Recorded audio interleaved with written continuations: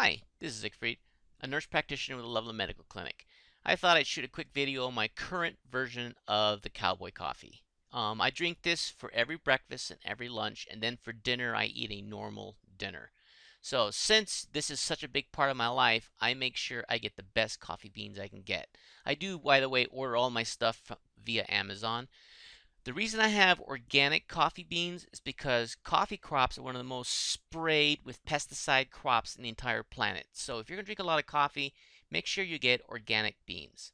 I put 2 tablespoons of grass-fed, pastured, cultured butter in my coffee. If you've never had butter in your coffee, you are in for a treat. You really, truly have got to try it.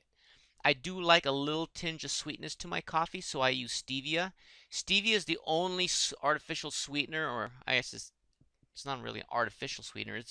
It's a sweetener, organic herbal sweetener that does not affect your glucose or your insulin. So it's what I recommend for all my patients. I do put a little tinge of cinnamon, partly for the taste and partly because it also helps even out your blood sugar control. Cinnamon is a really good spice for that. And then the last thing I put in there is MCT oil. Now, I really like this company. It's Left Coast. I order it off of Amazon.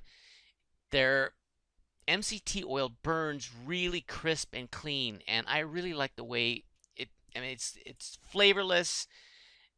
I've tried several different MCT oils, and this is the one I've settled on. I just really, truly like it. And it's got a lot of C8 and C10 in it, and you really don't want the C6 and C12. And if you don't know what that means, don't worry about it. Basically, I use a tablespoon of that MCT oil.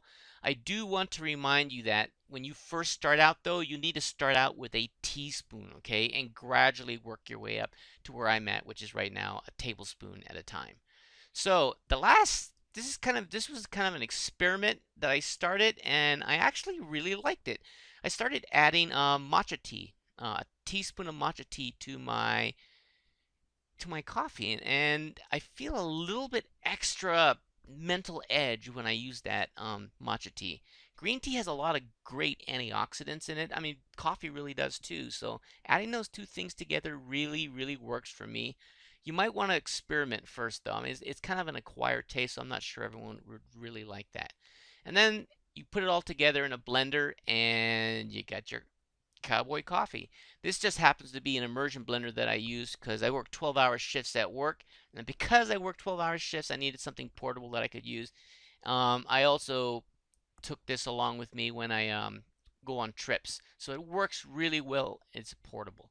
So that's my version of the Cowboy Coffee. It gives me about 600 calories of fat spread out throughout the day. It really, I can feel the zing in my mind when I take this thing. I really like it. One of the theories is that the fat from the butter and the MCT oil actually settles on the tea and on the coffee molecules, and so the body absorbs it slower, and because of that, it probably lasts a little bit longer. But whatever you believe or want to believe, I really truly like it.